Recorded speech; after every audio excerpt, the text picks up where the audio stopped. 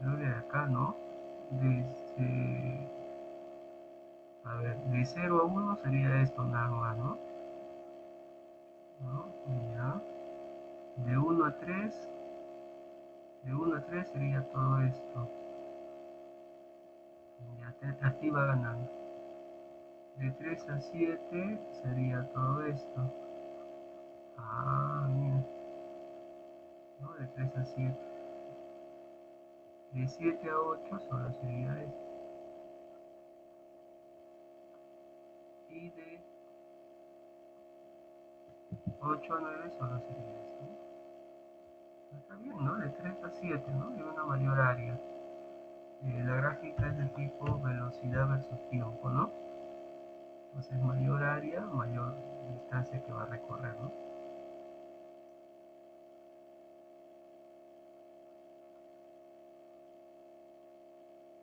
Sí, está la idea ahí. ¿Qué?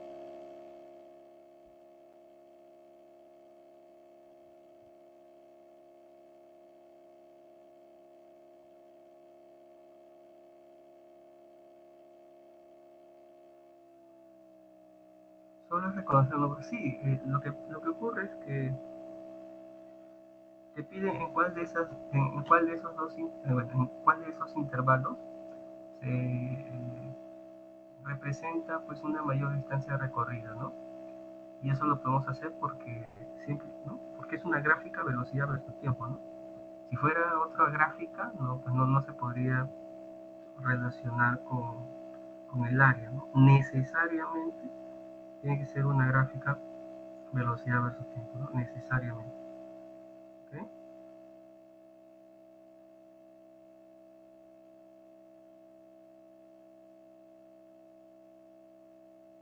¿Sí? Está dividida.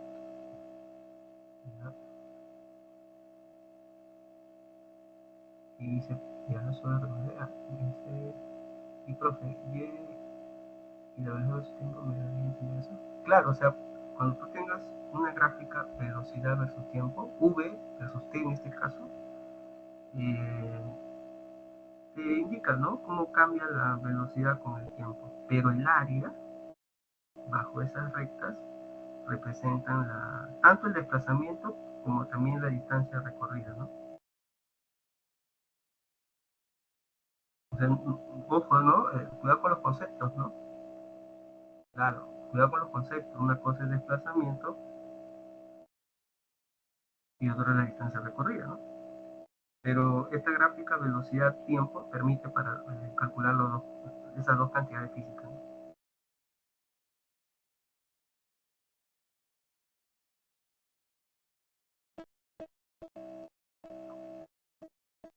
¿Sí? ¿Está claro?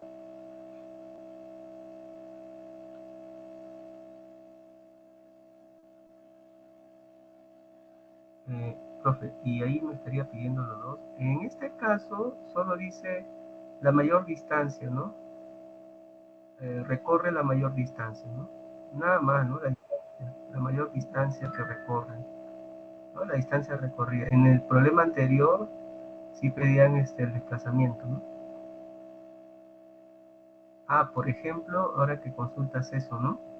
Si en este ejercicio que me compartiste al inicio te pidieran la distancia recorrida, ahí sí lo tendrías que sumar, ¿no?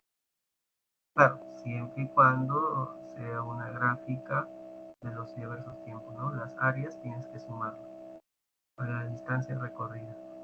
En este caso, para el desplazamiento sí se resta, ¿no? Ya que el área que está sobre el eje horizontal representa un desplazamiento a la derecha y la que está por debajo un desplazamiento a la izquierda, ¿no? Pero ten cuidado, ¿no? Claro, el recorrido, o sea,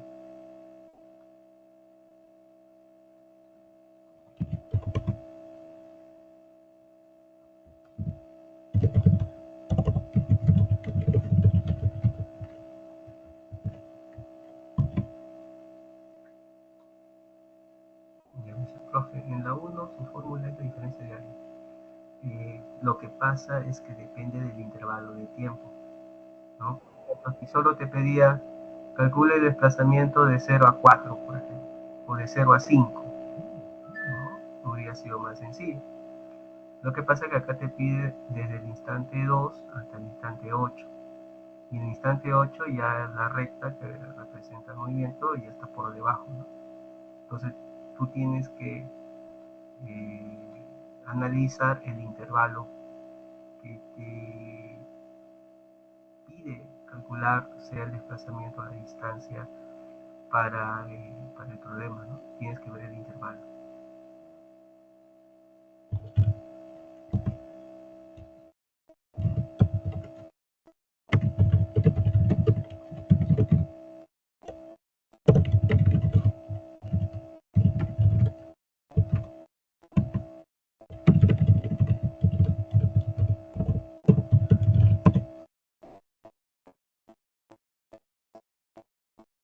¿Bien? Y dice, profe, y la 12 salió por... Ah, el 12 salió por semejanza de triángulos. Semejanza de triángulos, tal vez ayudaría, ¿no? Colocar algo así, ¿no? Por semejanza de triángulos, ¿no? Algo así tiene. Déjame ver bien. Ya, una recta. A ver, bien. Ya, una recta así, algo así, ¿no? Por semejanza, ¿no? Porque esta parte vale con 1, 4 y esto vale 3, si no me equivoco. Así es, 3 y esto vale h. Entonces, por semejanza de triángulo, ¿no? 4 es a h, como 1 es a 3, ¿no? Entonces h igual a 2, ¿no? Geometría, ¿no? Eso lo ven creo en geometría, ¿no?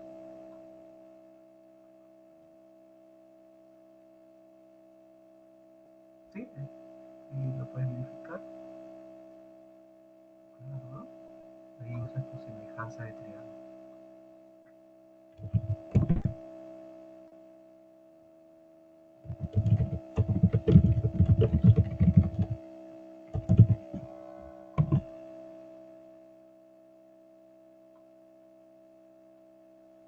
¿Listo?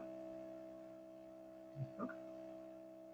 Eso sería todo. Creo que otro ejercicio enviaste, creo, o hizo mal.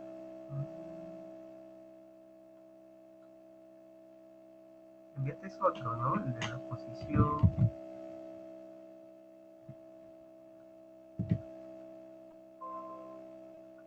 Antes de ver si profe ¿no? Claro. Sí, antes de ver los ejercicios propuestos, ¿no? Vamos a ir por acá. Listo, ¿no? A ver, vamos a ver, me ayuda, ¿ya? ¿Qué creo que dice? La posición de una partícula que se mueve en el eje X está dado por la siguiente ecuación. X en metros, en segundos, determina la velocidad de la partícula cuando su posición es 22. Ya mira, la ecuación que te están dando de dato es una ecuación de posición, ¿no? En función al tiempo. Claro, el ejercicio claramente indica, ¿no? Que te piden que pidas calcular una velocidad, ¿no? Entonces, para que tú sepas cómo encontrar esa velocidad, tienes que identificar el tipo de movimiento, ¿no? Entonces, acá el ejercicio dice, ¿no? Que en el eje X implica que el movimiento es recto, ¿no? Y su ecuación de posición depende de forma cuadrática con respecto al tiempo. Entonces, no es cualquier movimiento, ¿no? Es un MRV, ¿cierto? Y si tú quieres encontrar la velocidad, hay una ecuación, ¿no? Velocidad final, velocidad inicial, aceleración por el tiempo, ¿no? El detalle es que necesitas el tiempo. Puede ser esta ecuación, ¿no? Ojo, puede ser. Ya va a depender, ¿no? Eh, por ejemplo, para que puedas sacar datos, puedes compararlo con la ecuación que tú conoces, ¿no? La ecuación teórica que se ha visto, pues, ¿no? En la descripción del movimiento rectilíneo uniformemente variado, ¿no? Entonces, cuando tú comparas, ¿no? Este coeficiente con esto de acá, entonces ya tienes la velocidad inicial, ¿no? comparas este otro coeficiente con este otro acá, al comparar vas a obtener la aceleración, ¿no? Entonces, comparando los coeficientes, ¿no? Y ya tienes ahí información relevante, ¿no? Solo faltaría el tiempo, ¿no? Porque esto ya se conoce, esto ya se conoce. Ahora, ¿cómo voy a encontrar ese instante de tiempo? Entonces, por dato del problema, dice que determina la velocidad de la partícula cuando pasa por esta posición. Entonces, para la posición 22 metros, ¿no? ¿Qué instante será? Le voy a reemplazar acá. Voy a encontrar ese instante en el cual el móvil va a estar en dicha posición, ¿no? Entonces quedaría, ¿no?, despejando porque nos va a quedar una ecuación cuadrática, ¿no? Y bueno, acá viene pues la matemática, ¿no? Para resolver la ecuación. Acá, ¿cómo sería? A ver, ¿me ayudas? 2, 2, son 4, 2 y 11, o acá 2 y acá 11, 8, sí, ¿no? Sí quedaría, ¿no? 4, 11, pero acá sería más y acá menos, menos 8 y ya está, ¿no? Entonces nos quedaría así, ¿no? 4t más 11 igual a 0, 4t más 11 por t menos 2 igual a 0, ¿no? Así quedaría. Entonces, un t vale menos 11 cuartos y el otro t vale 2 segundos. Tomamos el positivo. Entonces, en el instante 2 segundos, eh, nos piden calcular esa velocidad final, ¿no? Al inicio sabemos que es 3 metros por segundo y la aceleración es más 8. Y el tiempo que se requiere es más 2. Bueno, 2 por un segundo. Acá sería 16 y 19, ¿no? Y ya está. 11 y 2, claro, ¿no? 11 y 2. Y por acá queda 4 y 1, ¿no? Pero eso ya es la parte matemática del problema, ¿no? Tratar de dar forma ya a la ecuación.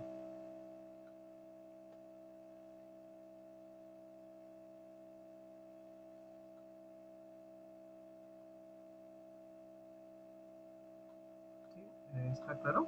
¿Entendió?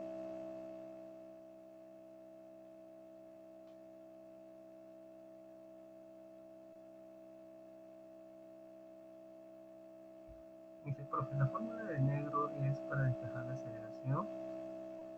No solo la aceleración, ¿no?, sino también la velocidad inicial, incluso la posición inicial, ¿no? Acá la posición inicial es 0, ¿no? Esta es la ecuación de DMRV, pues, ¿no? La ecuación de posición en función al tiempo, ¿no? Es la ecuación teórica y lo de rojo es la ecuación de datos. Entonces, al comparar, extraes información, ¿no? ¿No? Se extrae la información.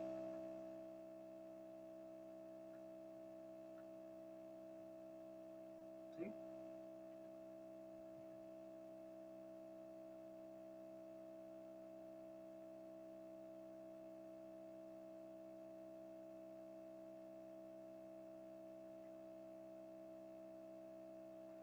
Por la cuadrática sabe que es MRV, sí, es correcto, por la cuadrática, ¿no? Además, dos cosas, ¿no? Por la cuadrática y además porque es un movimiento recto, ¿no? Acá al inicio nomás dice, ¿no?, que se mueve sobre el eje, ¿no? Un movimiento recto. Alex, bienvenido, dice, buenas tardes, profe, ¿podría ser las 5 de la clase? Claro, antes de hacer los propuestos, ¿no? ¿Qué dice? ¿Se podría poner la 1 para tomar la apertura? Claro. Entonces, Katie, espero haberte ayudado. Acá también Alex indica las 5 de la clase, ¿no? retrocedemos. Okay. Qué bueno, okay. No, de nada, no, de nada. Estamos por ello, estas asesorías, ¿no? A ver, las 5 de la clase. A ver, ¿qué pasó con las 5 de la clase? Ah, la ley de Lenz, ¿no? La regla de la mano derecha, ¿no? Vamos a ver las 5 de la clase. Claro, aprovechen, ¿no? Acá, voy a hacer un poco más grande. Ya, a ver, vamos a ver. Estamos acá en las 5 de la clase, ¿no? A ver, ¿qué dice? Este 5 de la clase de esta semana, ¿no? En la figura del circuito 1 se encuentra en reposo. Vamos a resaltar eso. Y el circuito 2 está moviéndose con rapidez constante. Ok, el circuito 2, se aleja, ¿no, chicos? Se aleja, ¿estamos de acuerdo? Por la flecha acá de la velocidad, el vector velocidad se está alejando, ¿no? El circuito 2 se aleja del circuito 1, ¿no? Eso está claro, ¿no? Circuito 2 se aleja del circuito 1. Esa parte es clave, ¿ah? ¿Sí? Pero ¿entienden esa información? Circuito 2 alejándose del circuito 1. Es clave, ¿ah? ¿Ah?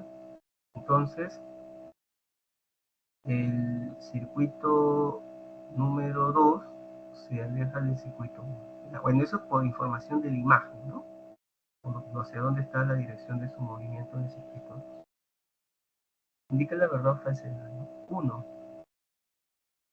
La corriente eléctrica inducida en el punto 1 tiene sentido horario. Bueno, debe ser con respecto al observador, ¿no? En este caso, con respecto al observador, ¿no? 2. La corriente eléctrica inducida en el circuito 1 es horario. Bueno, si la primera es verdadera, la segunda es falsa, viceversa, ¿no? La proposición 1 y 2, ¿no? Es el mismo caso con respecto al sentido de la corriente, ¿no? La proposición 3, si la intensidad de corriente eléctrica generada en la batería del circuito 2 es constante, no se induce corriente eléctrica en el circuito 1. Bueno, vamos a analizar. Voy a sacar esta imagen nada más para analizar. Vamos a hacerlo grande, bueno, que se pueda entender. Vamos a sacar esta imagen nada más y vamos a insertarlo por acá para analizarlo como debe ser. Lo va a hacer grande. Ya está. Lo va a hacer grande. ¿Listo? ¿Ya? Les mencionaba que el circuito 2 se aleja del circuito 1, ¿cierto? Ahora, en el circuito 2 está circulando una corriente, mira, ¿no?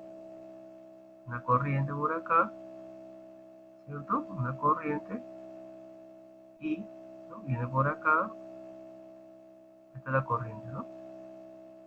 Ya está. Estudiantes, por la regla de la mano derecha,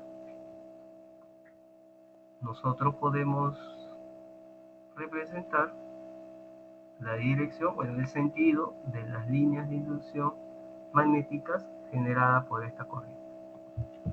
¿Estarían de acuerdo que sería así? ¿Qué dicen? ¿Estarían de acuerdo? El campo magnético inducido por esa corriente.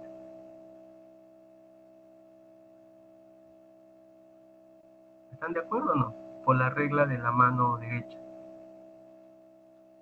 Sí. ¿Sí? La corriente I que circula en el circuito 2, ¿no? Va a generar un campo magnético cuyas líneas de inducción van a tener sentido por la regla de la mano derecha, ¿no? Y puedes recordar la regla de la mano derecha, ¿no? Ahí recordando un poco la regla de la mano derecha, el dedo, en este caso es los 4 dedos flexionando en el sentido de la corriente, ¿verdad? para conductores cerrados o circulares, ¿no? Y el dedo pulgar indica la dirección del cambio. ¿Está? Sí, ahí estamos de acuerdo, ¿no? Esa primera parte. ¿Está? Ahora, eh, el ejercicio indica que el circuito se aleja, ¿no? Se aleja, se va alejando del circuito 1. Entonces, al alejarse, el circuito 2, al alejarse, va a disminuir su flujo, ¿ya? Entonces, se aleja, ¿no? El circuito 2 se aleja, información del problema, entonces el flujo disminuye, ¿no? ¿Cierto? El flujo disminuye. El flujo disminuye en el circuito 1, ¿no? El flujo disminuye en el circuito. Y acá estamos analizando el circuito 1, ¿no? El circuito 2 se aleja. Entonces, en el circuito 1, vamos a poner acá, entonces, en el circuito 1, entonces en el circuito 1, el flujo magnético sobre el circuito 1 disminuye. ¿Estamos de acuerdo? Sí, porque se aleja, ¿no? Se aleja. ¿Está? Se aleja. Eso se analiza con cuidado, ¿no? O sea, cuando recién estás tratando de comprender, con cuidado lo vas analizando, ¿no? Entonces, ¿qué dice Lenz? La ley de Lenz, que el flujo magnético, ¿no? Al disminuir, ¿no?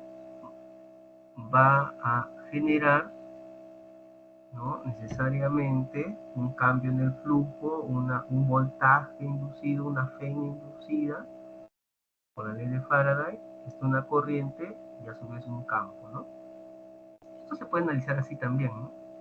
Como el flujo disminuye, entonces cambia el flujo, entonces por la ley de Faraday se genera una fe, un voltaje inducido, entonces este voltaje en el circuito 1 genera una corriente inducida y por el experimento de Oester, la ley de Biot-Savart, genera un campo inducido, ¿no? Ya está, ¿no? Ahora, el campo inducido generado por la corriente inducida en este circuito 1 se orienta, eso es lo que indica Lenz, ¿no? Este campo inducido se orienta de tal forma de oponerse al cambio del flujo, ¿no? Como está disminuyendo, lo opuesto sería aumentarlo, ¿no? Sería así, ¿no? Lo va a aumentar. O sea, en el mismo sentido. A veces de manera práctica, ¿no? Se dice, si el flujo disminuye, entonces el campo inducido se orienta en el mismo sentido, ¿no? Si el flujo disminuye, el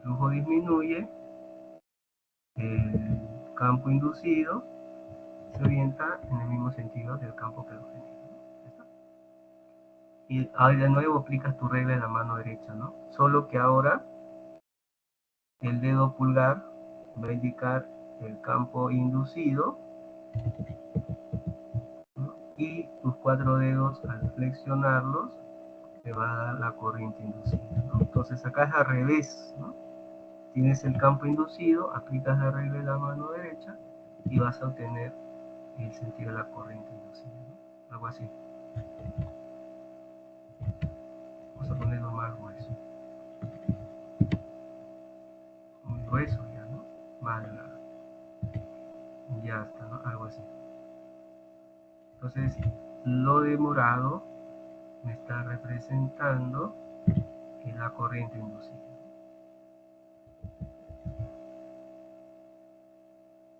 El sentido de la corriente inducida. Que con respecto a esa observadora, entonces ahí tú te tienes que colocar en la posición de la observadora, ¿no? La observadora está al lado izquierdo y la espiga está al lado derecho, ¿no? Entonces la observadora va a percatar que el sentido de la corriente es horario, ¿no? Ahora, para la observadora, la corriente inducida tiene sentido horario, ¿no? Ese es para la observadora, ¿no? Cuando indiquen el sentido de la corriente, te van a indicar con respecto a quién, ¿no?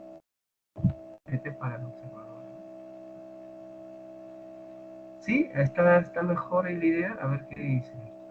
Me consultaban el ejercicio 5 de clase, ¿no? Interesante, hay que analizar, ¿no?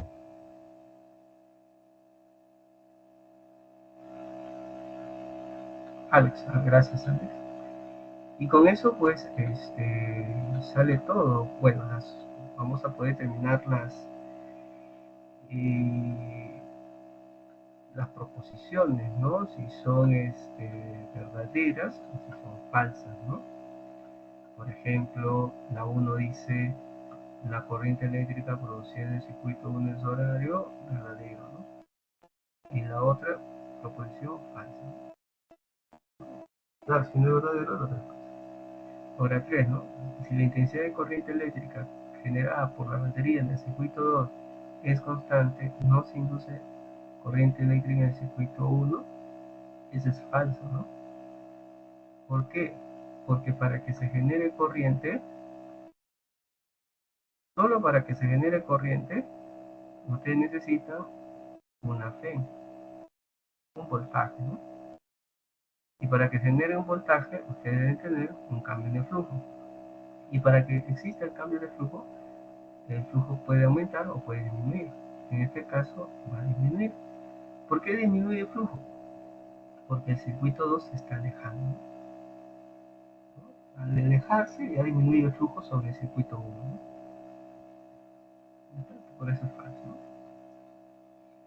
¿Sí? Observaciones.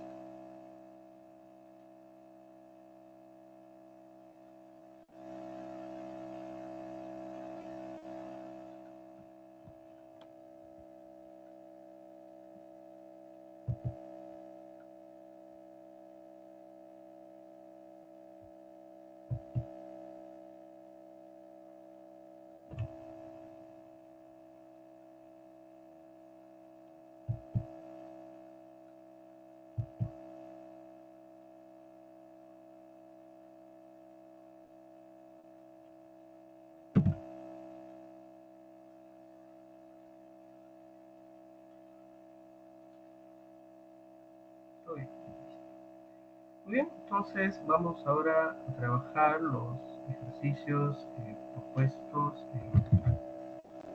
¿no? En esta semana 14. Ok, entonces vamos a analizar, por supuesto, podemos aprovechar en hacer sus consultas, ¿no? Si tienen inconvenientes y por ahí no quedó claro, ¿no? A ver, vamos a por acá agrandar. Vamos a ver, ¿no? Uno, vamos a ver uno. De lo propuesto. Lo propuesto. Dice, la línea de inducción del campo magnético uniforme de magnitud 2 Tesla atraviesan horizontalmente, dice, ¿no? Un bloque triangular, como se muestra en la figura, ¿no? Indica la verdad o falsedad de la siguiente proposición. A ver, uno, el flujo magnético a través de la superficie ABCD, creo que acá es conveniente explicarlo antes de esperar. Entonces voy a comenzar calculando el flujo magnético en la superficie ABCD, ¿no? ¿Cómo sería eso? A, ABCD, ¿no? ABCD, en esta parte de acá de atrás, ¿no? Esta parte de acá, ABCD.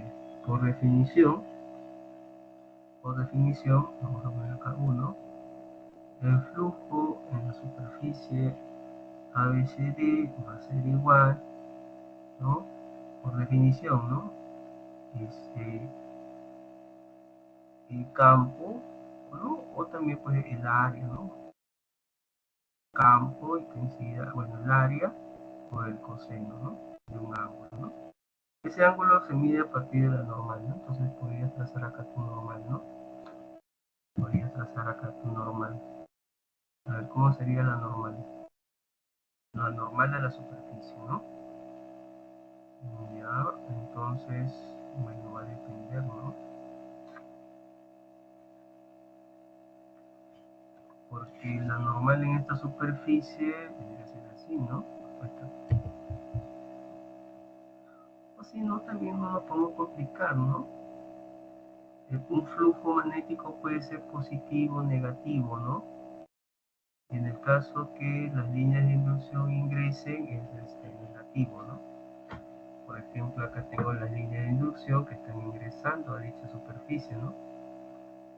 Entonces, al ingresar, ese flujo va a ser negativo, ¿no? Y lo calcularíamos así, ¿no? Las líneas de inducción ingresan a esa superficie ABCD, entonces flujo negativo, ¿no? Entonces, quedaría así, ¿no? El flujo en la sección ABCD es igual a menos la intensidad del campo 2 y nos faltaría el área, ¿no? El área es en este caso un rectángulo que es altura por base o base por altura, ¿no? O sea, 0,20 por 0,15, ¿no? Entonces, si el flujo ABCD sería menos, ¿no? Quedamos ahí, ¿no? 2 por 0,2 por 0,15. Queda 0,6, ¿no? 0,06 Webers, ¿no? Dando ya forma sería menos 60 miliwebers, ¿no? Recuerda que el mili es un múltiplo equivale a 10 a la menos 3, ¿no? Entonces por ahí hace una conversión, ¿no? Entonces la primera es, bueno, ¿no?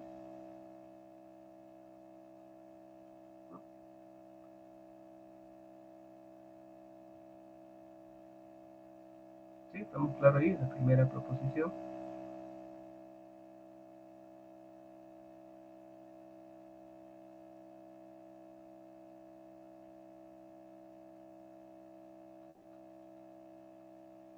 Ahora en la otra parte, pues, dice el 2, ¿no? El flujo magnético a través de la superficie BCEF, ¿no? O sea, esta parte de acá, ¿no? Que es un plano, una superficie inclinada, ¿no? 37 grados por horizontal, ¿no? El flujo magnético ahí es 60 miliwebers. Entonces notamos que las líneas de inducción salen, salen de la superficie, ¿no? Entonces, como las líneas de inducción salen, el flujo positivo, ¿no? ¿Está? Espero acá hay un detalle, ¿no? Porque necesitamos aquellas líneas de inducción que atraviesan de manera perpendicular,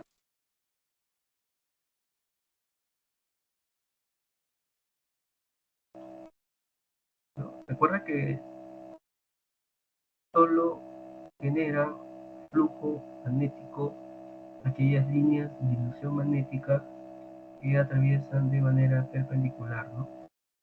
En dicha superficie, ¿no? Acá estaría el vector normal, ¿no? De la superficie.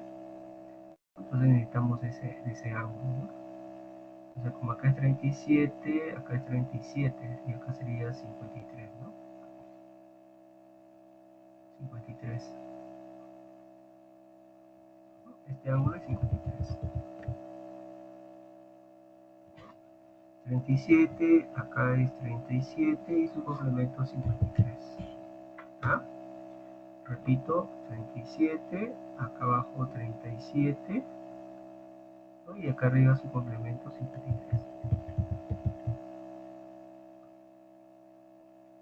Vamos a ponerlo por acá, 27. ¿Listo? Entonces quedaría flujo en la sección BCEF es igual a intensidad del campo por la superficie, en este caso es una superficie rectangular, base, altura, ¿no? O sea, 0,25 por 0,2 por coseno de 53, ¿no? Vamos a poner un poco más a la izquierda, entonces el flujo es igual campo por el área, que viene a ser 0,25 por 0,2 por el coseno de 53, ¿no? Acá sería 2 por 0,5, 2 por 0,25, 0,5 por 0,2 y de 3 quintos, ¿no? Entonces me va a salir el flujo operando 0,6, ¿no? 0,5 por 0,2 por 3 quintos. Ahí sale 0,06 Webers, que corresponde a 60 miliwatts. Ah, entonces también es verdadero, ¿no? Ya está. ¿Sí? ¿Sí vamos bien? Ambos verdaderos. Activamos ambos verdaderos. Y la última es el flujo magnético a través de la superficie total del bloque, ¿no? El flujo total. Ojo, bien sobre todo, ¿no?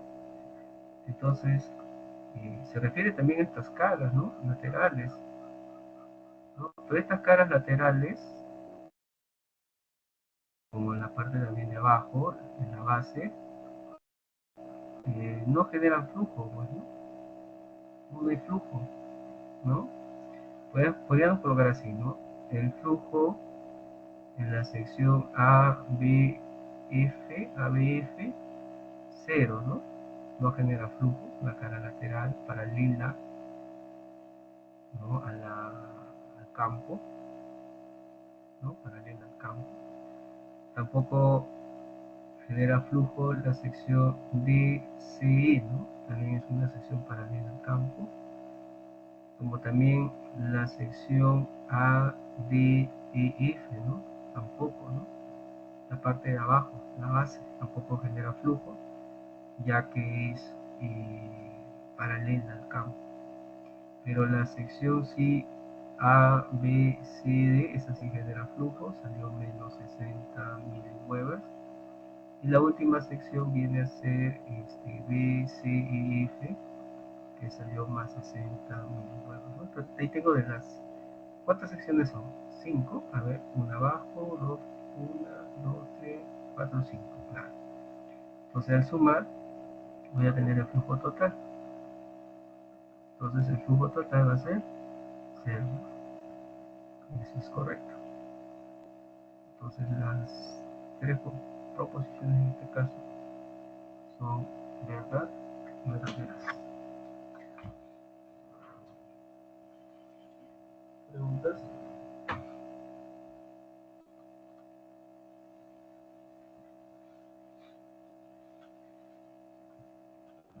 ¿Cómo vamos hasta ahí? ¿Vamos bien?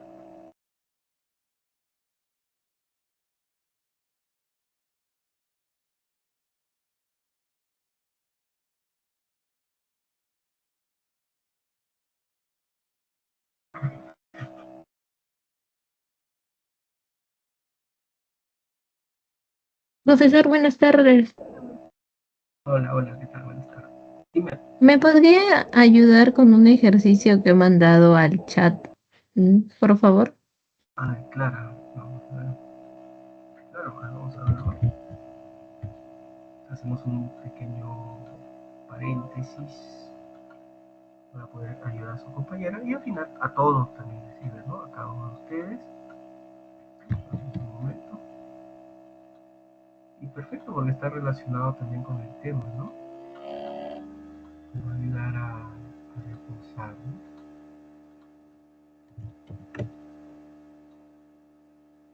A ver, ¿se logra ver ahí? ¿Se logra ver? Sí, profesor. Ok, gracias por confirmar, claro. A ver, dice, en relación con la ley de la inducción electromagnética aplicada al circuito mostrado en la figura, ¿no? Indicar la verdad o falsedad de la siguiente proposición, ¿no? Uno, cuando se conecta el interruptor S, la dirección del campo magnético inducido es a la derecha.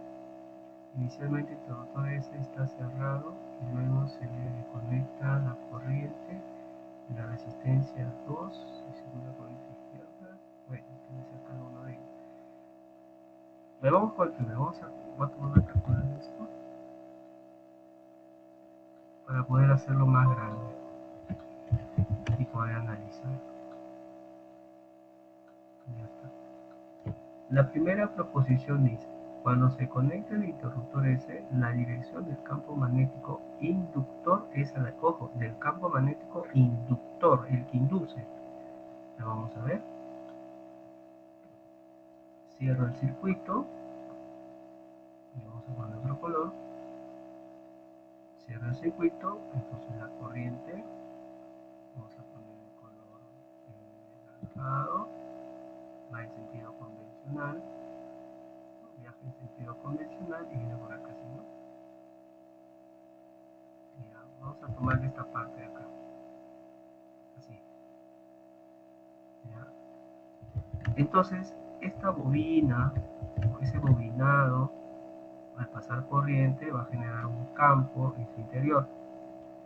Y lo puedes determinar el sentido de sus líneas de inducción a través de la regla de la mano derecha, ¿cierto?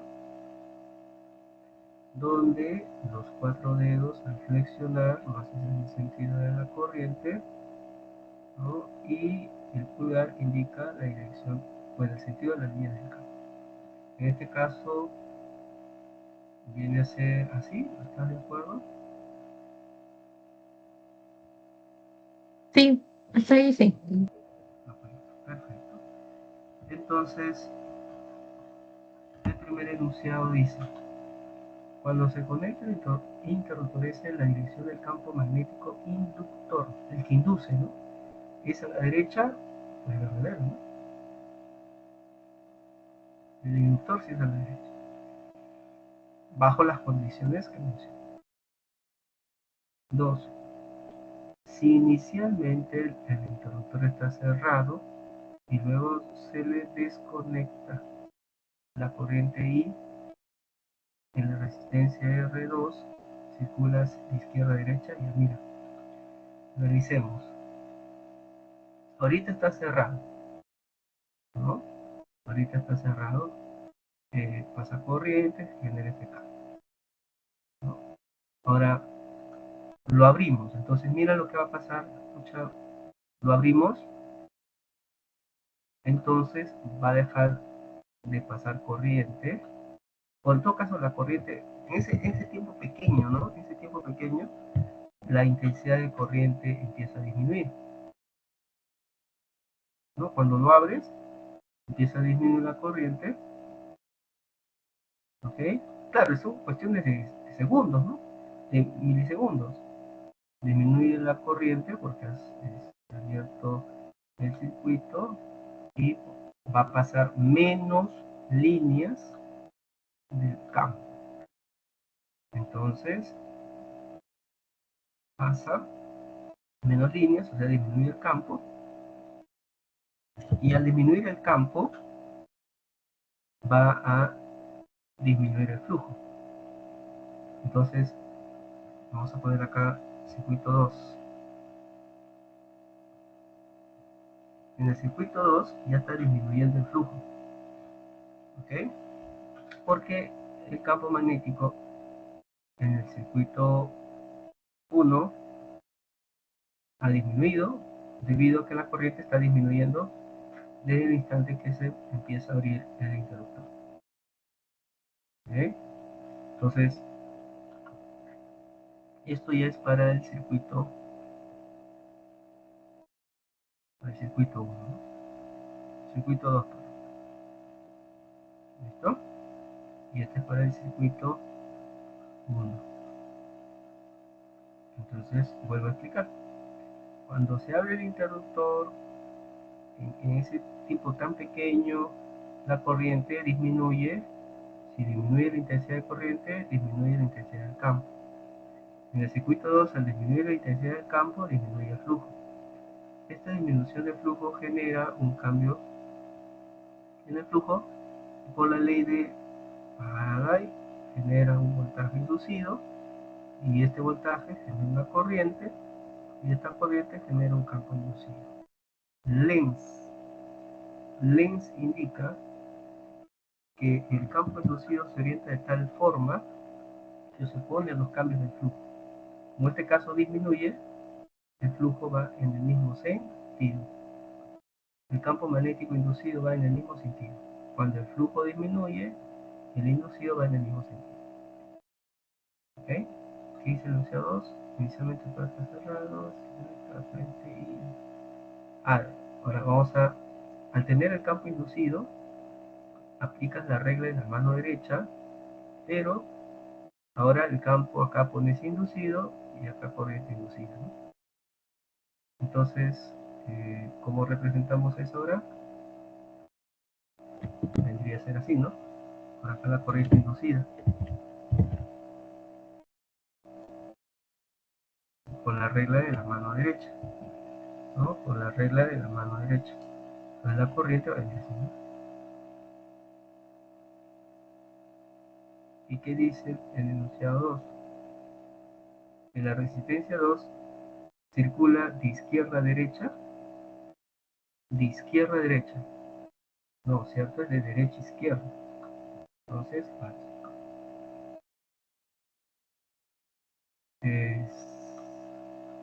¿esa parte está claro o no sé si hay alguna observación?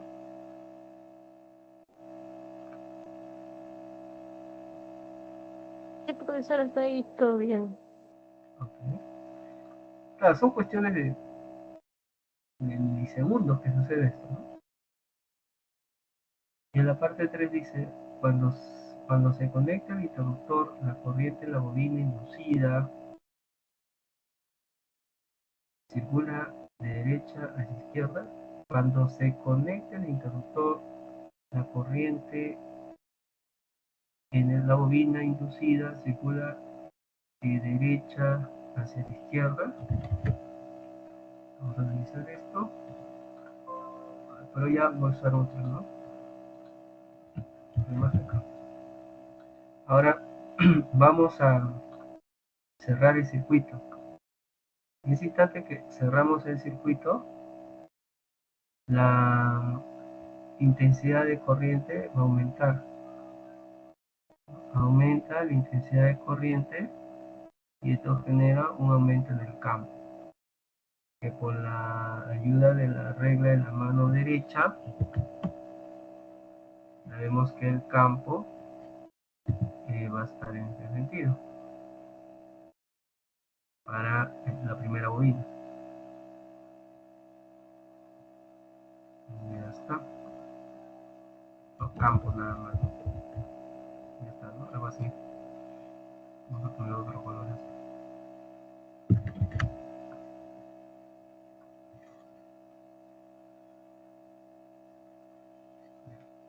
Entonces al aumentar el campo, en el circuito 2 va a aumentar el flujo y esto pues genera un cambio en el flujo y esto un voltaje inducido, esto una corriente inducida, esto una corriente inducida y esto un campo inducido. Este campo inducido se opone a los efectos del flujo. En este caso el flujo está aumentando y si el flujo aumenta, el sentido de las líneas de inducción magnética del campo inducido es opuesto. aplicas la regla de la mano derecha. En este caso la corriente vendría así, ¿no? La corriente inducida, ¿no? Entonces acá dice que enunciado 3, de derecha hacia la izquierda, no de izquierda a derecha, ¿no? Entonces falso. Queda verdadero, falso, falso, ¿no? No hay cabe, ¿no? O estoy viendo mal.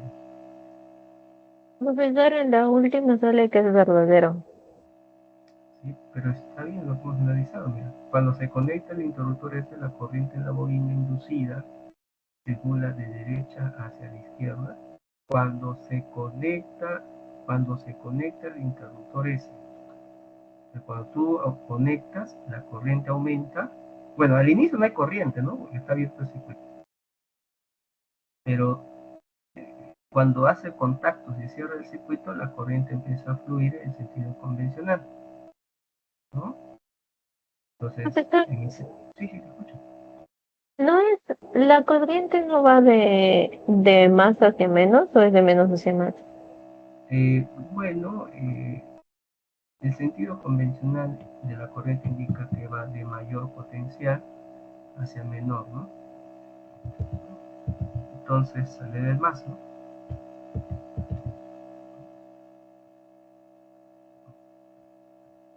¿Sí? ¿No sería hacia abajo o es de menos a más? No, es, a ver, según el sentido convencional de la corriente, va la corriente del mayor potencial hacia el menor potencial, ¿no? Según el sentido convencional de la corriente, ¿no? ¿Sí? Sale del más, ¿no? Ah, ya, profesor, gracias. De ahí está bien, ¿no? Viene acá la corriente, aplicas la regla de la mano derecha, ahí está. La corriente aumenta el campo, genera un cambio en el flujo, ¿no? Un aumento en el flujo magnético, en ese tiempo pequeño, ¿no? Aumenta el flujo magnético y el campo inducido debe oponerse, ¿no? Como aumenta, debe oponerse. Aplica regla de la mano derecha y está bien, ¿no? Entonces ustedes lo pueden analizar y pueden ver que está bien, ¿no? Pero por ahí puede haber pasado ese percance con las alternativas, ¿no? Que a veces suele pasar, ¿no? Siempre se pasa por ahí algo, ¿no? Mínimo, pero se pasa, ¿no? ¿Sí? ¿Está bien entonces? ¿Está claro? La idea que quede claro, ¿no?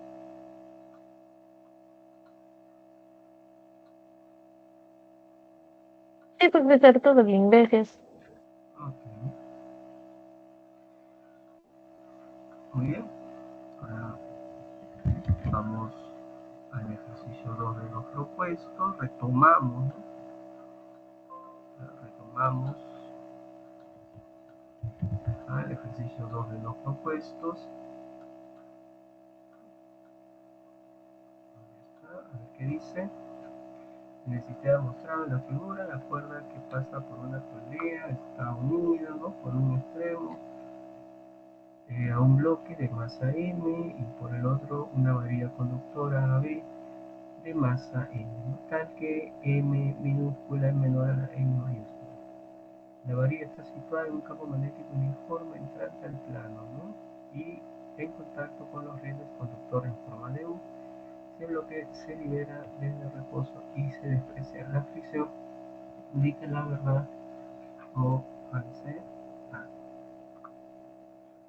1. El flujo magnético a través del área limitada por la varilla y el riel aumenta. Claro, ¿no? Eso es correcto, porque inicialmente supongamos, ¿no? Inicialmente la varilla se encuentra por acá, ¿no? Supongamos, ¿no? Entonces observa que solo tienes esta área, ¿no? Por donde pasan las líneas de inducción magnética, ¿no? Pero ya cuando la varilla se encuentra más arriba, entonces tienes todo esta área, ¿no? Y si aumenta el área, aumenta el flujo, ¿no? Entonces, el flujo magnético a través del área limitada por la varilla y el red aumenta, verdadero. Porque al aumentar el área, ¿no? Al aumentar el área, entonces aumenta el flujo, ya que el flujo lo calculamos con una relación directa, ¿no? A mayor área, mayor flujo. 2. Entre los extremos de la varilla existe una fe inducida. Claro, ¿no? Eso también es correcto, ¿no? La ecuación para poder encontrar esa fe inducida de una varilla, ¿no? Es la intensidad del campo, longitud, rapidez, ¿no? Y eso se demuestra a partir de la ley de Faraday. 3. La dirección de la corriente inducida en la varilla es de A hacia B, y eso sí hay que analizarlo, ¿no? Eso sí hay que analizarlo. Voy a traer esa imagen. Eso sí hay que analizarlo. Vamos a analizarlo. Ya. A ver, vamos a analizar esa parte, ¿no?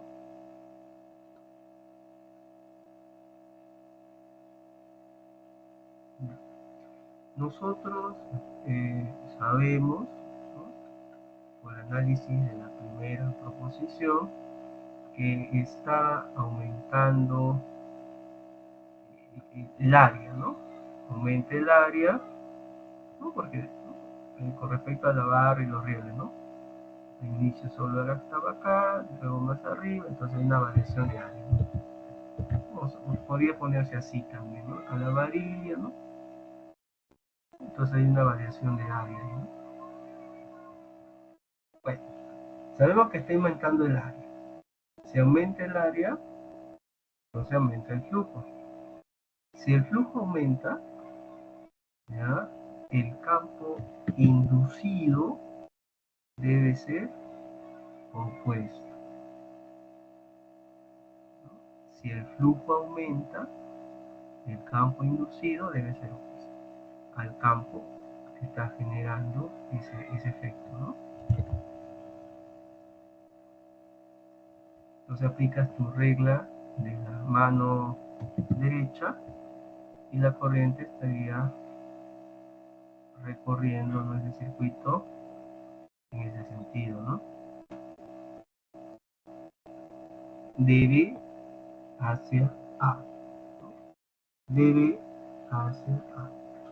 Y acá dice de A hacia B. Ahí entonces, vale, ¿no? De A hacia B, no. Y de B hacia A. Al revés, ¿no? Y ya está. Entonces tenemos la secuencia verdadero, verdadero.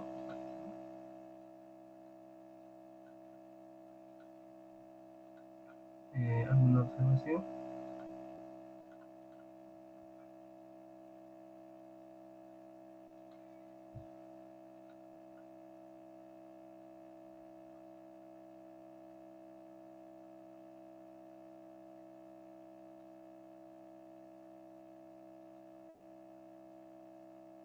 Profesor, si no te dijera varilla, ¿sí sería verdadero? ¿No? Si no te dijera la varilla en la proposición 3, ¿sí sería verdadero? ¿Cómo le varía? No entiendo. Necesariamente debe haber una varilla, ¿no? Es ahí donde se va a generar el voltaje, ¿no? En los extremos de la varilla. Es que sí va de A hacia B, pero el de la varilla va de B hacia A. ¿Cómo es eso? No entiendo. Porque acá te habla de la corriente.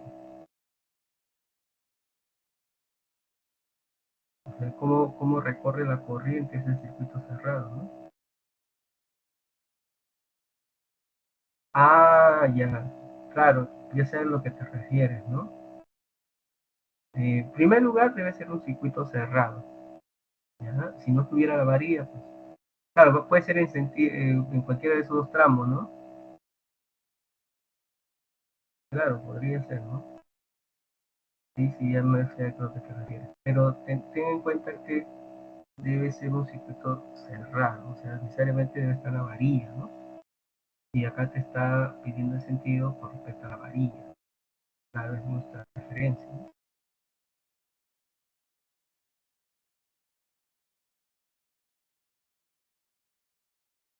Sí, está mejor, sí, está muy bien, gracias.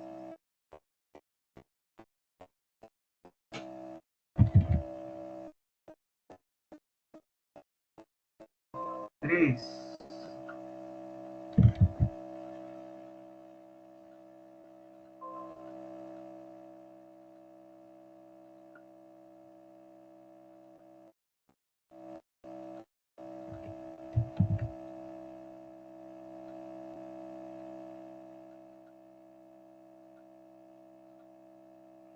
Dice, un disco metálico de radio 10 centímetros está rotando,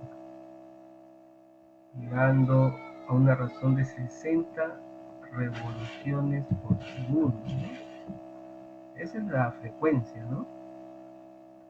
60 revoluciones por segundo, o sea, 20 Hz, ¿no?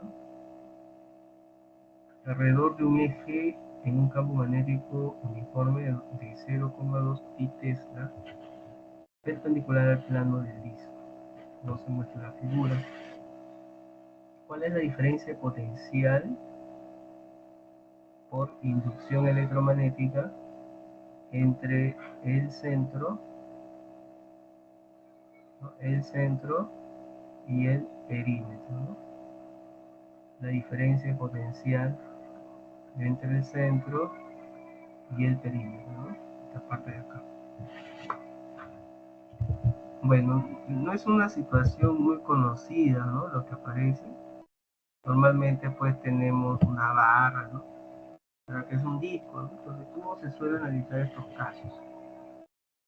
Lo que nosotros vamos a hacer es analizar, ¿no? Este disco como si fuese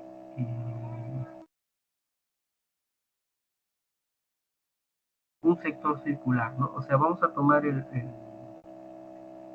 radio, algo así, lo voy a dibujar mejor. Lo voy a tomar de acá, ¿no? Vamos a agrandarlo. Voy a tomar ese radio, ¿no? El radio, ¿ok? Y ese radio, ¿ya?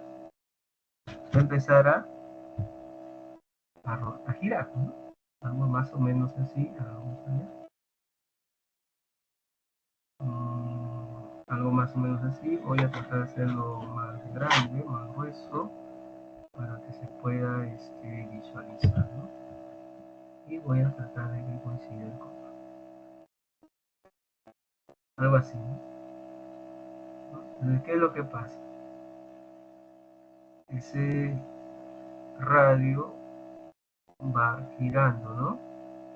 Y observan que ahí se está generando una superficie, ¿no? Que en este caso es un sector circular, ¿no? A medida que va barriendo, ¿no? Mira. Y así, ¿no?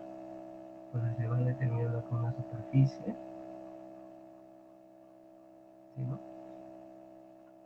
Y así sucesivamente. Cada vez mayor área, cada vez mayor área, cada vez mayor área, y ya mitad de la circunferencia, hasta completar una vuelta, ¿sí? Entonces, ¿qué notamos ahí? Que en el instante 0 segundos no hay área, ¿no? Aún no se ha generado, no se ha barrido un área. Entonces, si no hay área, no hay flujo, ¿no? Al inicio, ¿no? No hay flujo al inicio, ¿ok? No hay flujo al inicio. Pero a medida que va rotando, se va generando un sector y ahí hay una área, puedes notar que está aumentando el área, ¿no? Cada vez más grande el área, cada vez más grande el área, hasta que dé toda la vuelta, ¿no? Entonces, cuando da toda la vuelta, vamos a poner acá un instante inicial, un instante final, no sé, bueno, pero lo que sí sé que el área final que barre todo eso es pi por radio cuadrado, ¿no? ¿No? Pi por radio cuadrado. Pi por radio cuadrado. Bueno, acá la he puesto R minúscula, entonces pi por el radio cuadrado. Al inicio no hay área y al final sí, cuando da una vuelta, ¿no? Cuando da una vuelta ¿no? Va a generar todo el círculo, ¿no? ¿Está? Pi radio cuadrado. ¿Está? ¿Listo? Ahora, ese tiempo que tarda en dar una vuelta no es cualquier tiempo, puede tener una vuelta. Ese es el periodo. Recuerda que el tiempo es, perdón, el periodo es el tiempo que tarda en dar una vuelta, ¿no? El periodo es el tiempo que tarda en dar una vuelta. Pero ustedes saben que la frecuencia y el periodo están relacionados, ¿no? Entonces el periodo es la inversa de la frecuencia. Ya prácticamente tienes el periodo, ¿no? Claro, en segundos, ¿no? En este caso 1 entre 20, 0,05, ¿no? Entonces este tiempo, si lo tenemos, es 0,05 segundos, va a generar esa superficie, ¿no? Ya está. Listo. Ahora, como quiero hallar la diferencia potencial, uso la ley de Faraday, ¿no? La ley de Faraday, ¿no? La ley de Faraday. Entonces, el voltaje o la fe inducida, en este caso, vamos a ponerlo así, ¿no?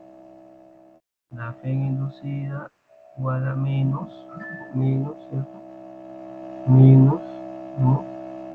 Y el cambio de flujo con respecto al tiempo, ¿no? En este caso, lo que cambia es el área. El área es el que cambia. El campo es constante, es uniforme. Entonces, puedo reemplazar así, ¿no? Saco el campo y queda variación del área con respecto al tiempo. Entonces, la variación del área final menos área inicial, instante final menos instante inicial, final menos inicial. ¿Listo? Entonces la reemplazamos, ¿no? Los valores. ¿No?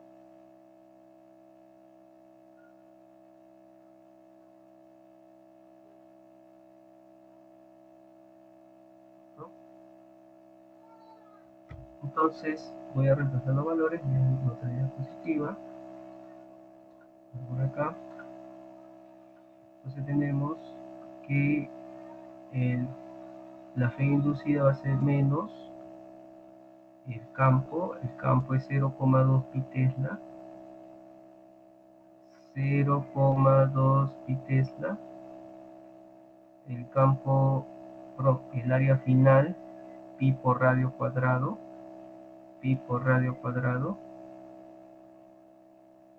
menos 0, el instante final es el periodo, y el instante inicial es 0, ¿no? Entonces nos va a quedar menos 0,2 pi, ¿no? Acá va a quedar pi por el radio. El radio es 10 centímetros, que equivale a 0,1 metro. Le ponemos por acá 0,1 metro, ¿no? Y el periodo lo hemos calculado y es 0,05. Entonces acá nos va a quedar igual a, bueno, primero nos quedaría pi cuadrado, ¿no? Ahí, pi cuadrado, y las otras cantidades nos quedaría el 0,2 por 0,1 al cuadrado y abajo 0,05, ¿no? Quedaría 0,04, ¿no? Voltios.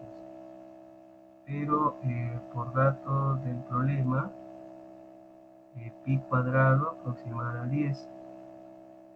Pi cuadrado aproximado a 10. Entonces pi cuadrado aproximado a 10. Entonces nos va a quedar menos 0,4 voltios. Ahora en este caso nos está pidiendo la diferencia de potencia, bueno, el valor, ¿no? La magnitud de esa diferencia de potencia 0,4 voltios. Solo piden el valor, ¿no? De esa diferencia de potencia. Y preguntas.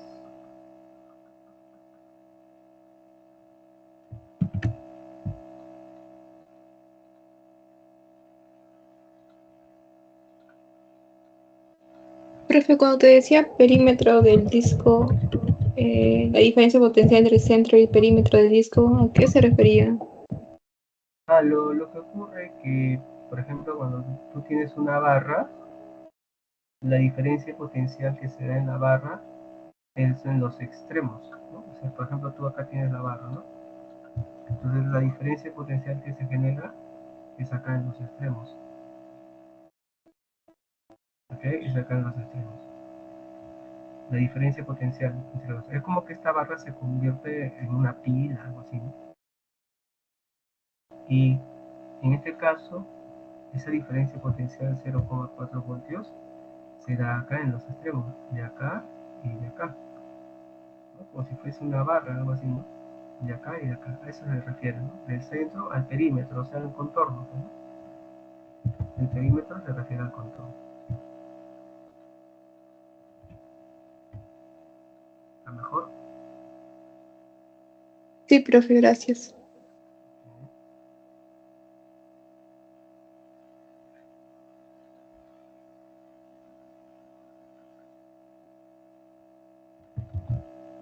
Otra consulta.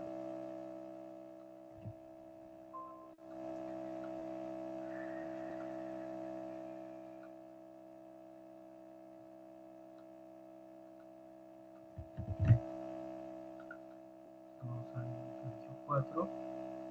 Y hay una gráfica ahí, ¿no? Campo versus tiempo, ¿no?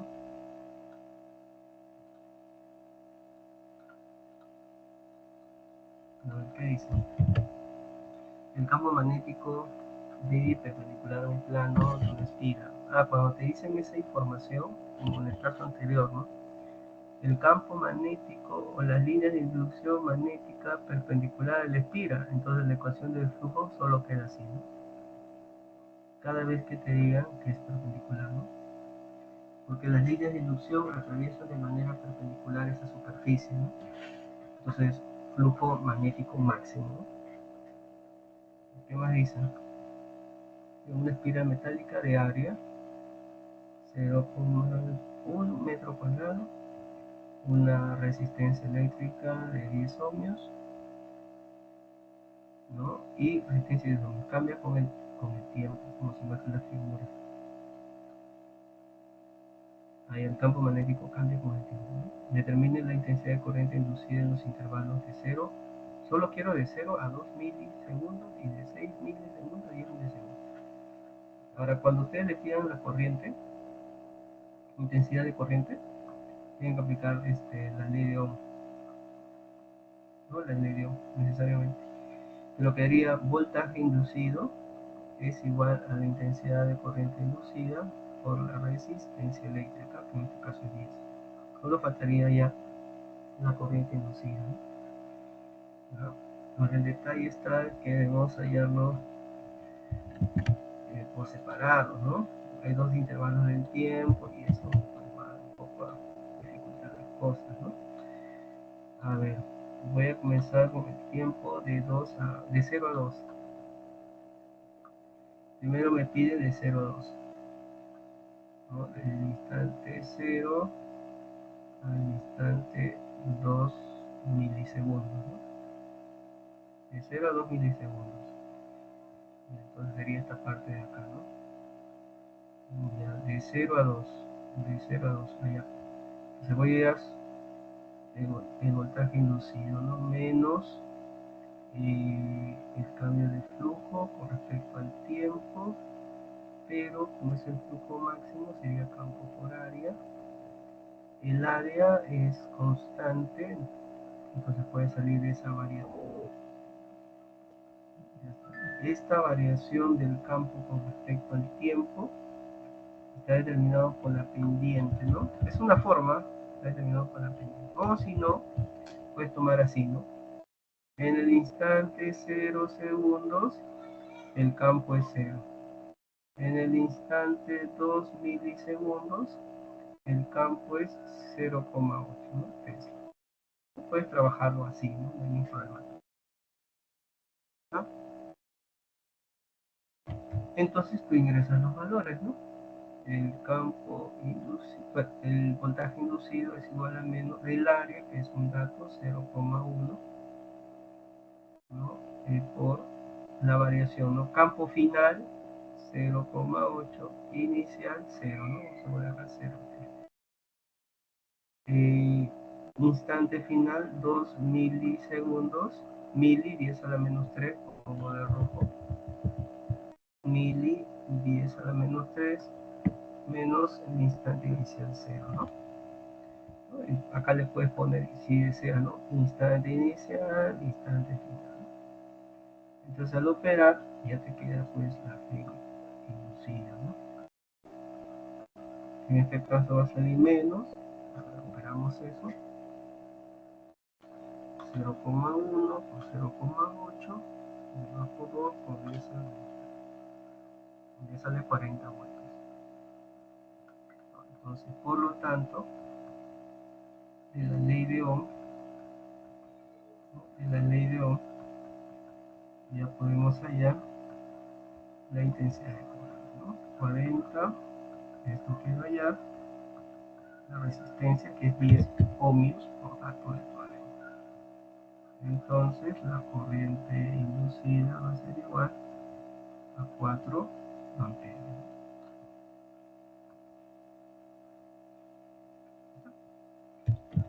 ¿Así vamos bien? Profesor, para la ley de Ohm siempre se pone valor absoluto. Sí, porque trabajamos por el valor nada más.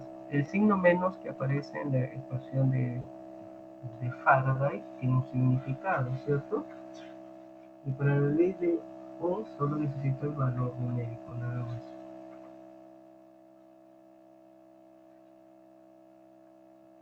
¿Sí? ¿Estamos de acuerdo?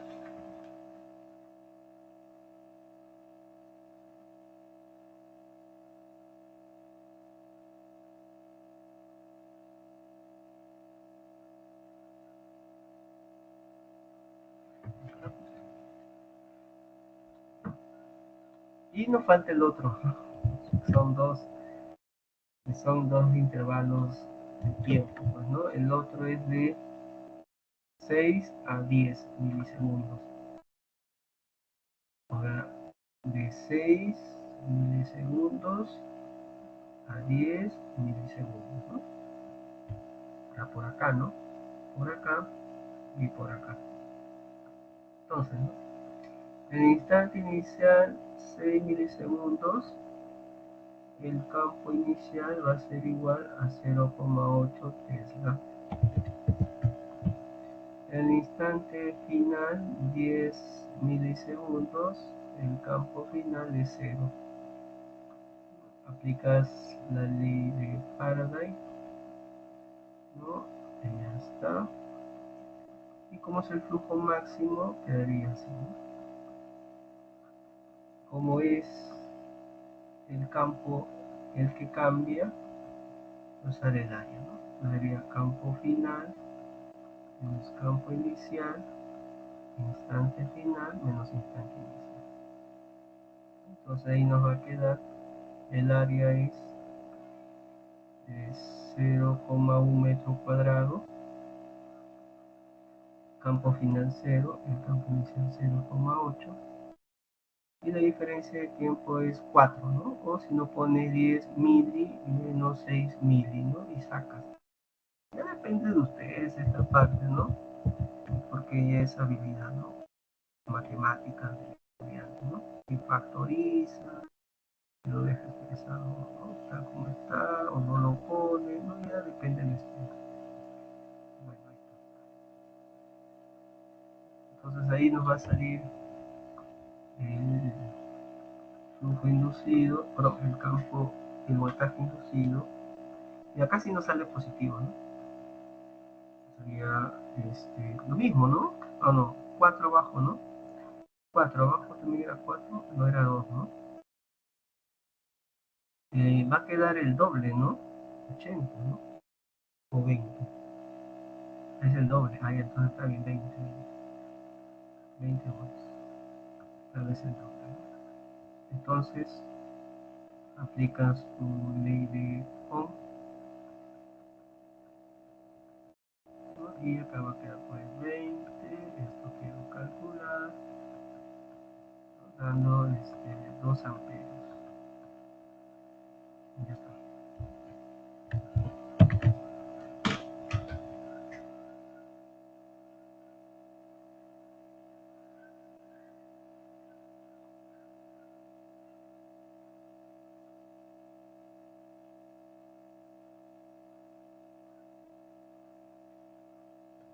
Sí, no sé si hay observaciones.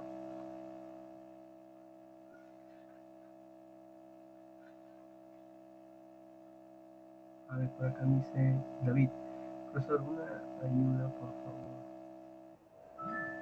Vamos a verificar.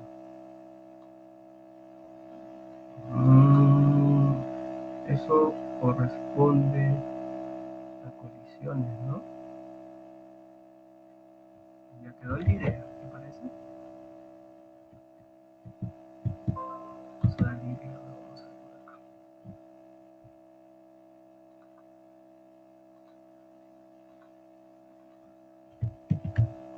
A ver, dice la figura muestra, el bloque A y B de masas iguales sobre superficie horizontal lisa, el bloque A desplaza con 4 metros por segundo y colisiona frontalmente con el bloque B inicialmente reposo. Si la colisión es perfectamente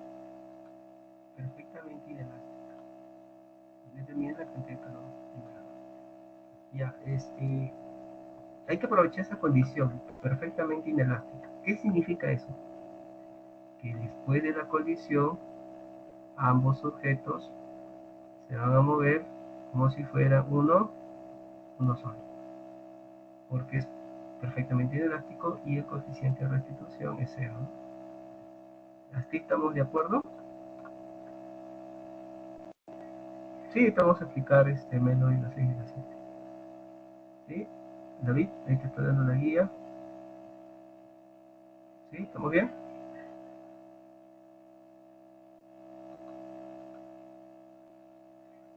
Ya. Ahí, entonces, con eso sale, pues. Porque con la conservación de cantidad de movimiento vas a poder encontrar esa rapidez, ¿no? Esa rapidez de, con la cual se mueve el sistema ya, ¿no? Ese conjunto. Y luego pues aplicas la energía cinética inicial, energía cinética final, ¿no? Al inicio solo tiene energía cinética el cuerpo A. B no tiene, ¿no? Porque está en reposo. Y al final es la energía cinética del sistema, ¿no? O sea, un medio masa del sistema con la rapidez del sistema al cuadrado. Esa rapidez del sistema es la que está acá. Y sale. ¿Sí? A ver qué dices. ¿Estamos bien?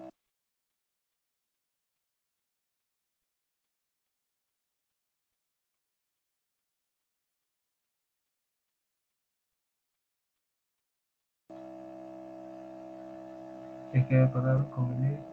Claro, tenía un valor. El E en sí tiene varios valores, ¿no? Depende del tipo de colisión. Pero en este caso no usas el E, ¿no? El coeficiente de restitución. Simplemente porque es un perfectamente inelástico nada más. Después de la colisión se va a mover como uno solo, ¿no? Eso se refiere. ¿Sí? ¿Estamos acá? ¿Claro? ¿Listo? Vamos a continuar.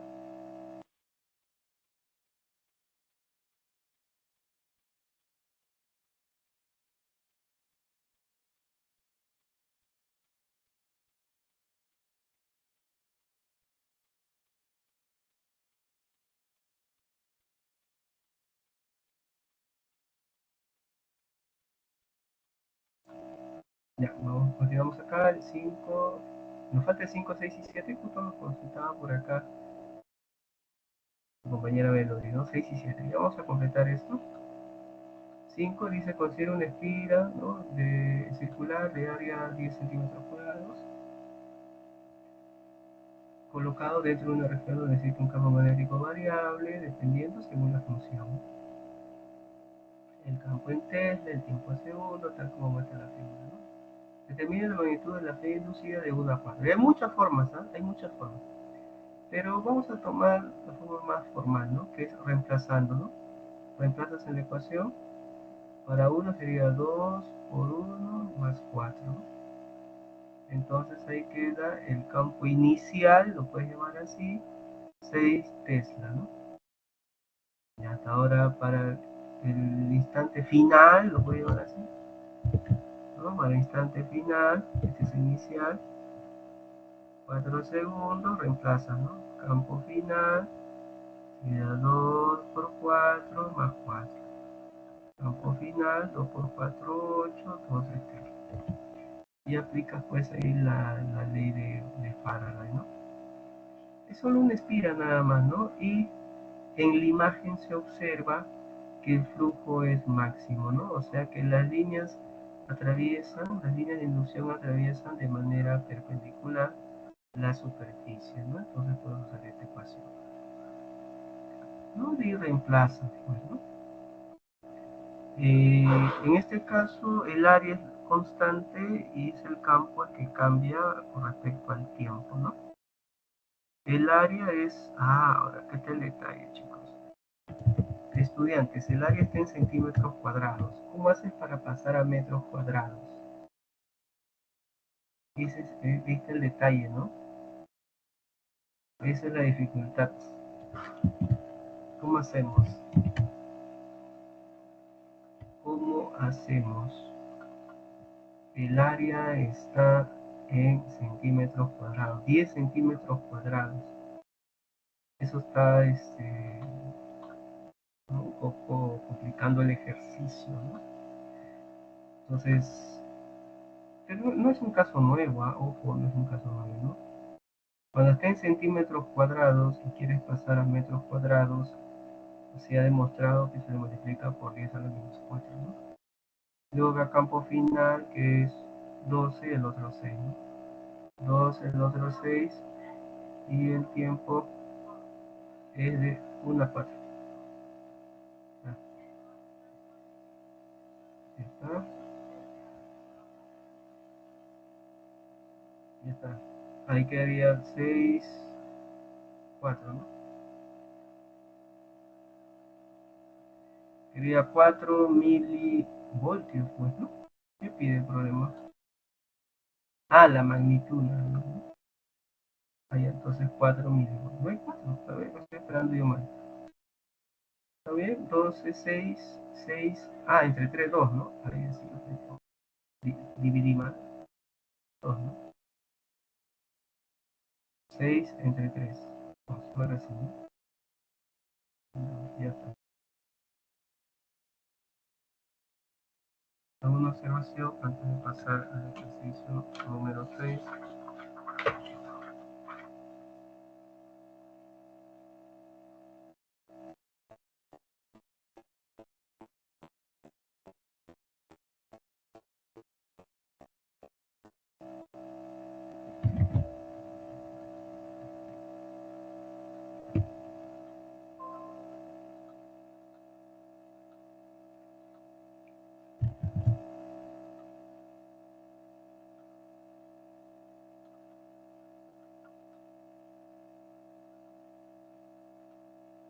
Bueno, dice 6. Un tren se desplaza hacia el sur con una rapidez de 10 metros por segundo. Si la componente vertical hacia abajo del campo magnético terrestre es 0,5 por 10 a la menos 4 Tesla, ¿no? Ese es un exponente, ¿no? Entonces, bueno, hay que resaltar que el campo es 0,5 por 10 a la menos 4 Tesla, ¿no? Determina la magnitud de la falla inducida y la dirección de la corriente. Bueno, ¿Qué más dice? El envío de la corriente SIDA en el eje de un vagón de 1,2 metros. Lo que ocurre es que el vagón actuaría como una barra, ¿no? ¿No? El vagón actúa como si fuese una barra, ¿no? Parecía una barra, ¿no? No solo ponen vagones, ¿no? He visto también que ponen las alas de un avión, ¿no? También. ¿No? Entonces, esto es algo similar, ¿no? Similar, ¿no? Similar al caso de una barra, ¿ya? ¿Ya? Similar. Entonces, puedo usar esta ecuación. Ya está. Entonces, va a quedar la intensidad del campo terrestre, la longitud de ese vagón y la rapidez. Ahí, ¿cuánto va a quedar? 6 por 10 a la menos 4 voltios, ¿no? Ahora, el detalle es la dirección de la corriente, ¿no? A ver, vamos a analizar eso, ¿no? Vamos a hacer un dibujo. Vamos a ver. Profe, Es así. disculpe, cuando usted pone la primera fórmula, ¿no se pone negativo adelante? Ya, lo que pasa es que nos piden la magnitud, ¿no? Ya lo hice un poco indirecto, ¿no?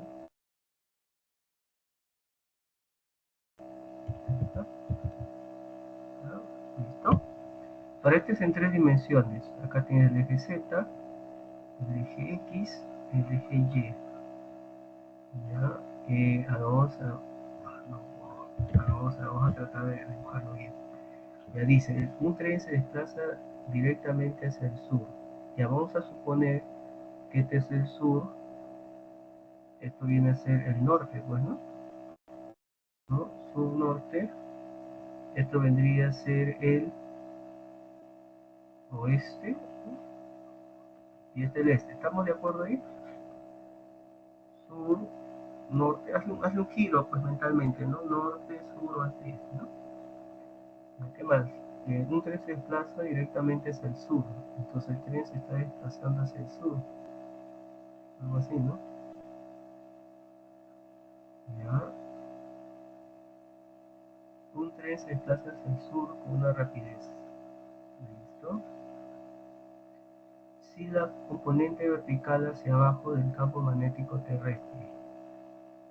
El campo magnético terrestre es hacia abajo. Si la componente vertical hacia abajo, si el campo magnético está así, ¿no?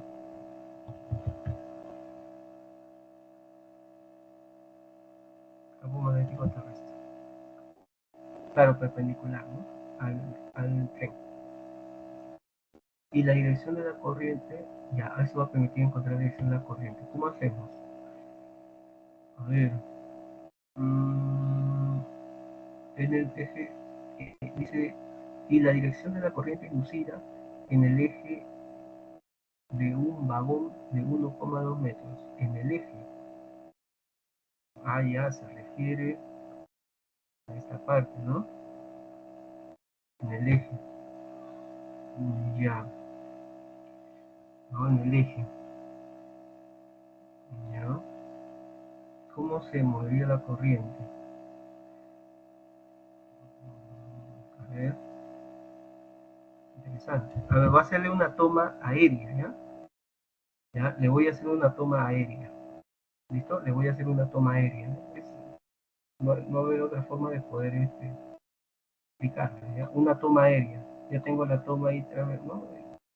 En general se puede decir así, es la toma aérea. En la toma aérea se va a tener algo así. Ojo, en la toma aérea, ¿ya? Se vería algo así, ¿no? En la toma aérea. Oeste, este, norte, sur y el campo magnético entrando. y el tren se va moviendo hacia el sur.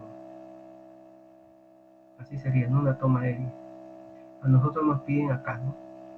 A nosotros nos piden la dirección de la corriente inducida en el eje de un vagón, ¿no? En el eje de un vagón. ¿Ya? ¿Ya está? Entonces, ¿cómo se movía la corriente?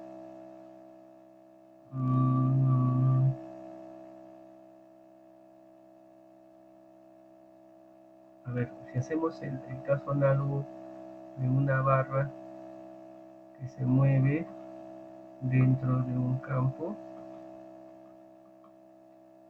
y la corriente se da acá, ¿no? Perpendicular, ¿no? A la velocidad y al campo. Perpendicular a la velocidad y al campo. O sea, la corriente estaría así, hacia el lado, sí, ¿no? Perpendicular tanto al campo como al conductor, ¿no? Algo así, ¿no? Ya que en los extremos se genera la diferencia de potencial. En este caso es acá, es acá, ¿no? Es ahí, así sería, ¿no? Ya. Pero en los extremos se genera la diferencia potencial. Ya. La fuerza, si tomamos un electrón, eso sí que hay mucho análisis, ¿no? Si tomamos acá un electrón, por la regla de la palma de la mano derecha, ese electrón se está moviendo pues para abajo, el campo hacia adentro, claro, ¿no? Claro, por acá se va a cargar negativamente, ¿no? Esta parte se va a cargar negativamente. Vamos a ponerle esta parte de acá se carga negativamente y esta parte positivamente, ¿no? Claro, entonces la corriente tendría que tener ese sentido, ¿no? Es tal idea, o más o menos, a ver qué dicen para tratar de explicarlo de otra forma. Pero ¿por qué al menos iba a la izquierda y más a la derecha? Ya, lo que ocurre es lo siguiente, ¿no? Cuando tú analizas los electrones, un electrón, imagínate un electrón del vagón. El electrón del vagón se está moviendo hacia abajo, ¿cierto? Y el campo magnético es entrante. Entonces, si tú aplicas la regla de la palma de la mano derecha, la fuerza magnética tiene que ser en este lado, en esa dirección. Entonces los electrones se van a este extremo izquierdo. Por este lado queda izquierdo, por el lado izquierdo queda negativo porque se acumula electrones, por el lado derecho queda carga positiva porque hay ausencia de electrones, ¿no? Entonces acá me estoy dando de la regla de la palma de la mano derecha para cargas negativas, ya que estamos trabajando con los electrones. ¿Sí? ¿Está ahí? ¿Bien? Profe, todas las negativas van a ir hacia la izquierda, ¿no? Los electrones de valencia, ¿no? Se van a trasladar hacia la izquierda. Ok. Claro, solo estamos tomando un electrón.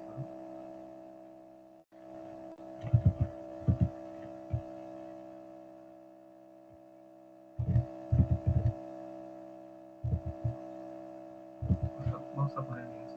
Lo mismo puedes analizar en este caso de acá arriba, ¿no? En este caso, ¿no?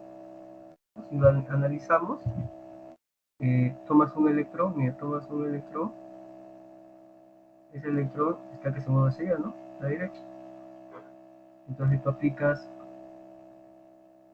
la regla de la palma de la mano derecha para determinar la fuerza magnética, pues vendría a ser hacia abajo, ¿no? La fuerza magnética. La fuerza magnética sería hacia abajo, entonces todos los electrones se van a posar acá y por acá positivamente. Entonces la corriente inducida, vamos a representarlo bien, Tendría que ser así, ¿no? En este caso. Profesor, ahí no se puede usar eso de las líneas de inducción aumentan, oscilario aumenta. Sí, también, por supuesto que sí. O tendrías que aplicarle acá un riel en forma de 1. Sí, pero también puedes aplicarlo.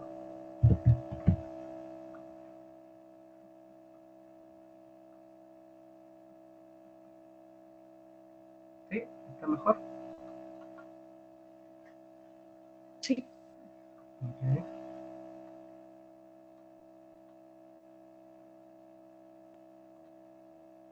Y por acá el último, el 7.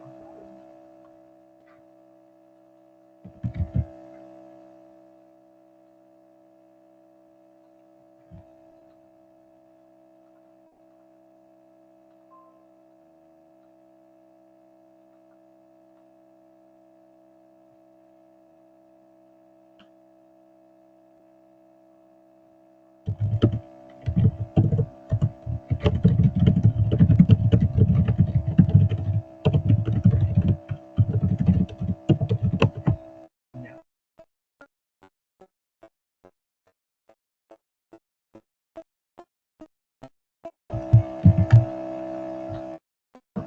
¿Listo?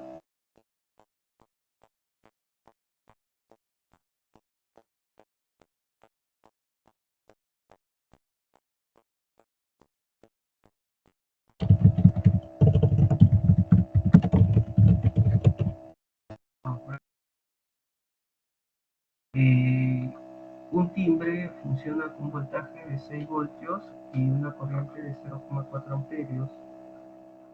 El timbre se conecta a un transformador cuya bobina primaria tiene 2000 amperios, la cual está conectada a una fuente de voltaje de 120 voltios. Determina el número de espiras en la bobina secundaria. Ojo que los transformadores permiten pues transformar, alterar los voltajes. Entonces mira, acá tiene 120 voltios y lo quieres reducir a 6 voltios para que tu timbre pueda funcionar. Entonces tu timbre va a estar conectado en la bobina primaria. Entonces existe pues la siguiente relación, ¿no? Vamos a usar la misma notación que se está usando en la teoría. Voy a usar la misma notación, un ratito. A ver, hacerlo aquí. Cumple esta relación. ¿Ya? Los voltajes primario y secundario son proporcionales al número de espiras. Entonces el voltaje primario son 6 voltios, el secundario 120 voltios. El número de espiras en el primario, vamos a calcular, a ver, el número de espiras en la bobina secundaria, dice. A ver, con cuidado, ¿ya? A ver, con cuidado, con cuidado. Ya, a ver, acá se tiene el transformador. Acá tienes la bobina primaria. Y por acá tienes la bobina secundaria. Es acá donde se va a conectar, ¿no?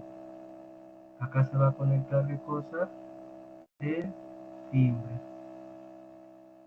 ¿Ok? Entonces el número de espiras en el primario con respecto al número de espiras secundarios son proporcionales a los voltajes. Entonces el número de espiras en el primario es 2000, en el secundario voy a calcular, pero es en el secundario donde se va a conectar el timbre de 6 voltios, ¿no? Y el primario está conectado a 120 voltios, ¿no? Ya está. Y acá 6 voltios. Entonces el número de espiras en el secundario va a ser igual a,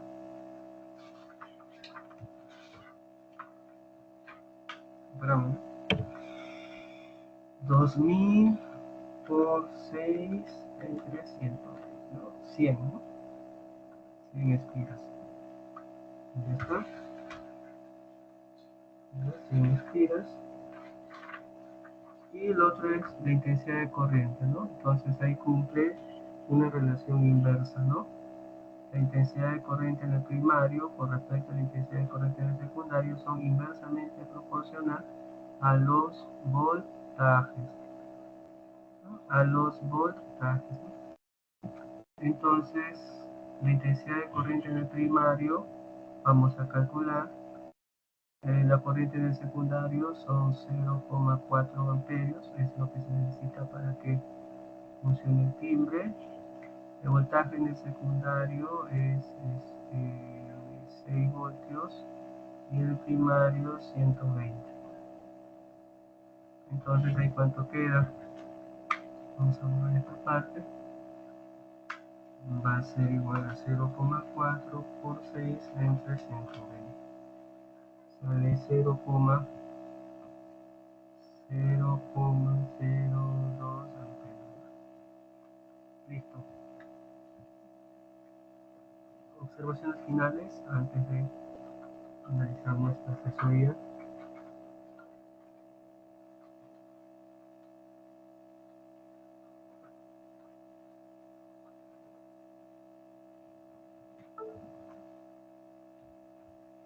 Muy bien, gracias estudiantes por la asistencia, participación, también por ir a colaboración, ¿no? Así que eso sería todo y nos estamos viendo en una próxima asesoría, ¿no? La siguiente semana, por supuesto.